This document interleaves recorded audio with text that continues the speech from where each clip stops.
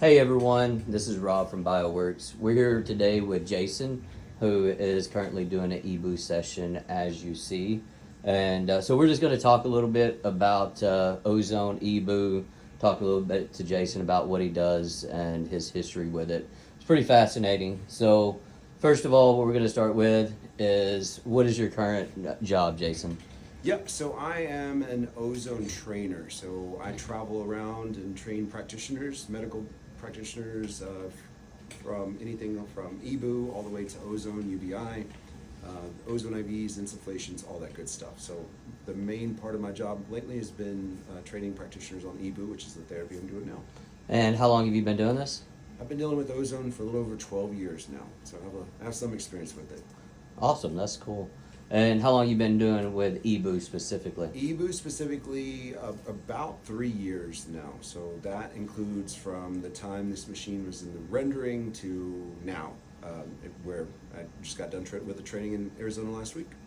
And from my understanding, you've traveled pretty much all over the world training people, doctors, and other specialists. Huge blessing, man. I've been from New Zealand all the way up to Alaska, everywhere in between. So not only just in the States, also international as well. It's just fascinating to be able to again spread the ozone gospel, so to speak, to so many different places. And what type of facilities have you noticed that employ the Ozone EBOO? Cancer centers, who else? Yeah, so cancer centers all the way to elite athlete performance centers. So if you're watching some of the sports this weekend that are pretty hot, there's been some guys on those teams that I've actually been a part of their cases where they're doing EBOO as well. So that's a huge, despair or just range in health there, right? So stage 4 cancer patient all the way to elite level athletes. So that's impressive in itself. Awesome. So what is ozone?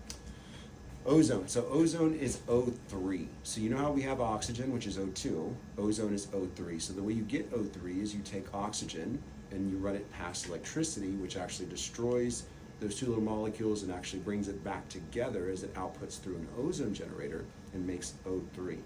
It's naturally occurring. You smell it during a thunderstorm here in West Texas where we're at. We're definitely used to it after a thunderstorm or before a thunderstorm.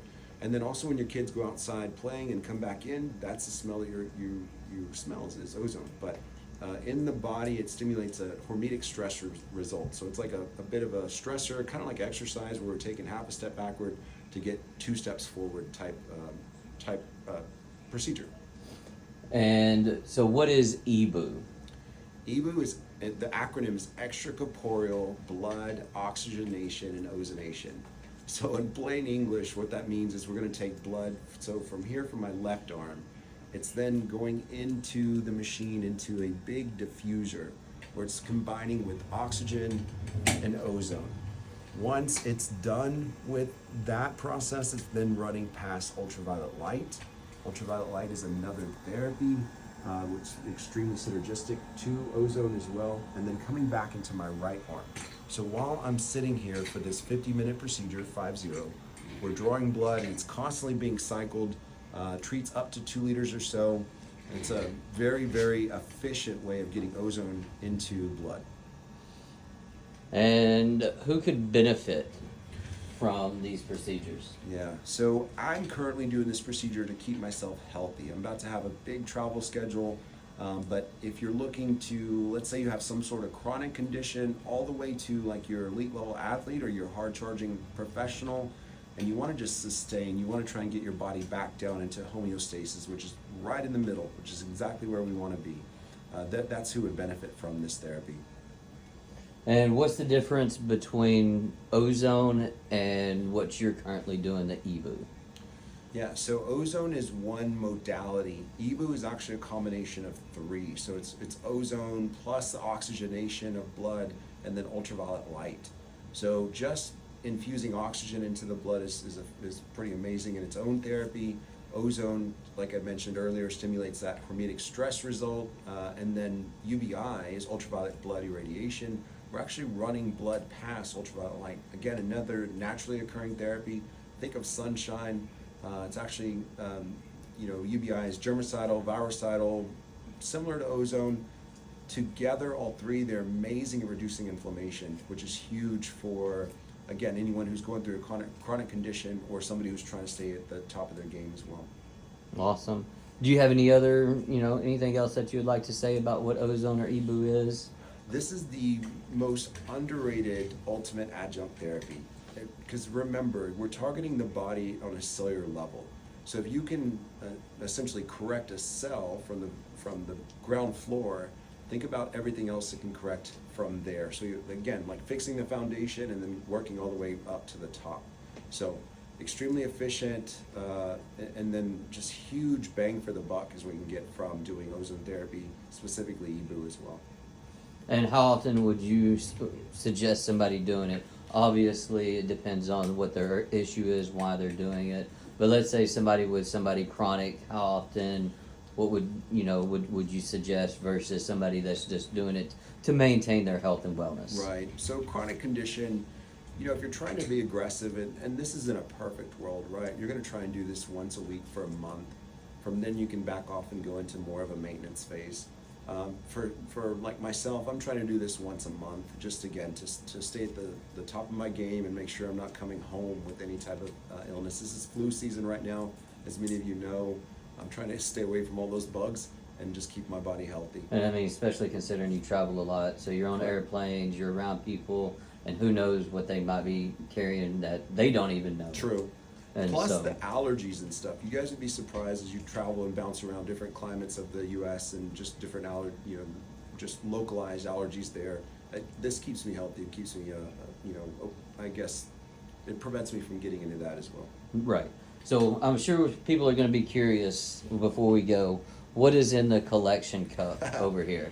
So there's a waste container over here on the bottom part of this EBOO machine, and the waste it presents itself as like foam, like think of dish soap, so to speak. While it's visually impressive, there's been a lot of tests and so on to try and figure out exactly what it is. I still say we're trying to figure out, diagnostically trying to look at this and go, okay, well, if we have this foam, it equals this. What we know of it, it's pretty much broke down proteins, fibrin, cellular, just waste, cellular debris.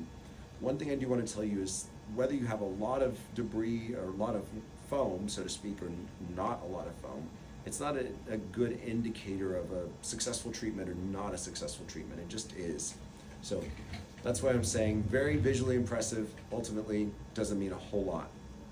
So I've also heard people say we're filtering the blood because we are running it through a filter. Is your blood being filtered here? That is a myth in the EBOO world. Here's why I say that. So the diffuser that we're using is a dialysis filter, so it's used in a whole different world. In the EBOO world, we're actually flipping it and inverting it. There's lots of little straws that are running the entire length of the diffuser over here where ozone is being diffused into perforations of those straws.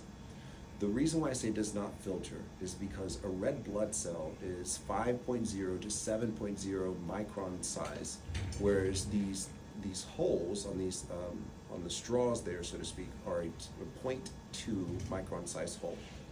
So ultimately, that would be like trying to take a basketball and try and push it through, a screen, a window screen. It's just never happening. So that's why I tell you it's not filtering necessarily. You will collect some junk and some debris in those straws, but we can't replicate it. That's why I'm not calling it a true filter. Awesome. Well, I'm glad we got that out of the way. And then one last thing is on January 30th and the 1st, February 1st, we're doing a presentation. If Jason would like to tell you a little bit about that, you can sign up, call, and schedule your slot to attend if you are interested about ozone, EBOO. We're also going to go over other modalities as well. Yeah, guys, so as Rob mentioned, January 3rd, February 1st, January 30th, and February 1st, I'd love to have you come out. I'm going to be presenting on ozone, ultraviolet light, EBOO, all these therapies, just going in depth. So this is an overview of what you're hearing here, but I really want to get into the nuts and bolts of it, so to speak, and get into the weeds of these, and just explain to you why it's beneficial to you, why it's the ultimate adjunct therapy, best bang for the buck, as I mentioned earlier, and then also how this would help your other IVs and other therapies that Rob has to offer here and help you get better outcomes with it. So it's all about layering these different therapies in this world. So the goal is knowing which therapies to layer. So that's what I'm going to present on and talk about coming up. So we'd love to have you. Please come out. It's free. come join us, and Absolutely. we'd love for you to hang out with us. All right. Well, thank y'all for watching, and hopefully we see y'all on January 30th or February 1st. See you soon.